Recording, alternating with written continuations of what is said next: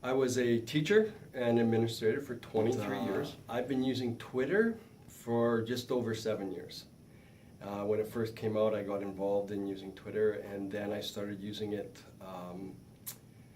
mostly for personal, professional growth, but then I started to use it at school, and we started to use it as a school communication. So we had a school Twitter account, and we would tweet out things that the kids were doing, or things that were coming up, or things that were happening. In my classrooms, I used it for a communication tool. So what would happen is that any students who wanted to could follow me, and then they could send me questions. We would have conversations about what was going on. I then started to use it as a communication communication with teachers, or various things that teachers were doing. So teachers would be doing something in their classroom, they would tweet about it, I would go down and I would take pictures and send it out to various people. And we combined it with, we had a school Facebook page. And so what we would do is we would take pictures, tweet them out, and they would go to our Facebook page. And a lot of our parents had Facebook, and so they started to get, I guess, more involved on the Facebook side of it. But like our Facebook page at our school had about 200 followers. I've used social media in my classroom as a tool for connecting students and communicating with them. One form is via Facebook, and the other one was that I created a blog for my students, another platform for them to be able to communicate and share their work and share their writing, and then also commenting on the work and the writing. And it was a public blog, so it was open to other people. So it was kind of like an online learning tool. I use Facebook and Twitter, and for what for purpose?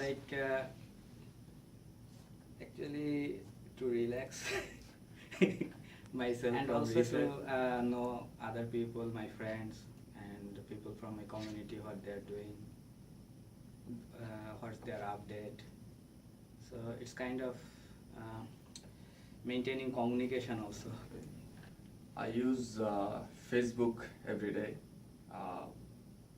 Twitter I use sometimes. Facebook for for my social and political interest, to see what people they're thinking, and I share my opinion.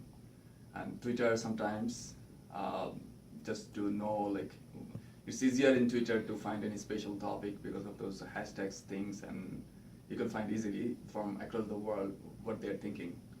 But it's also for entertainment. You go to Facebook, you see your friends and their opinion, their thinking. You can share your photos and different And events.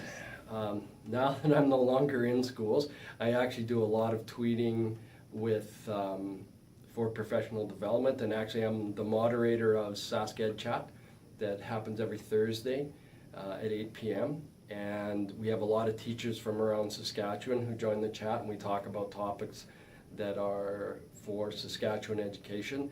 But recently our chat has started to go international, and we get people from the United States, and we've actually had people from New Zealand and other places like that join the chat and participate in the conversation. So it's gone from being a very localized event to something that now grows. So every week we end up with more and more people.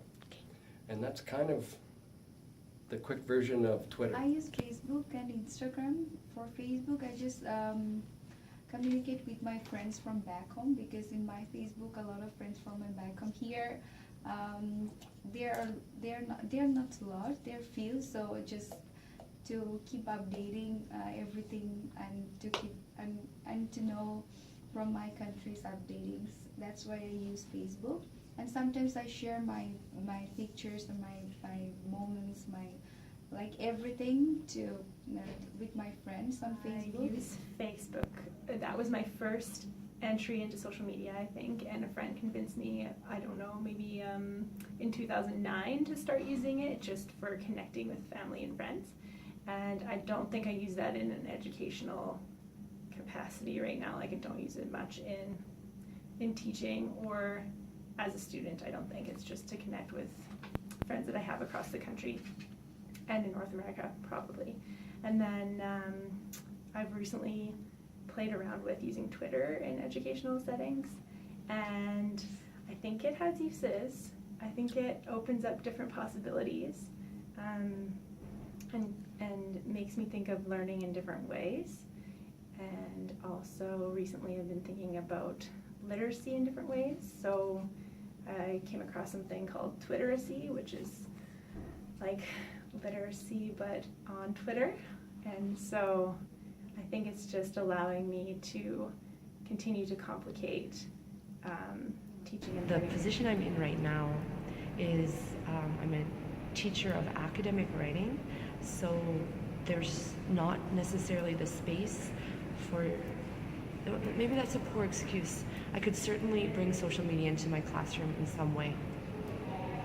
But I think it's more like a traditional approach to learning and language, in that the students, in our limited time, the students are using their space to write about their academic writing, and so I'm correcting their academic writing. I think social media provides a different context for them to do that.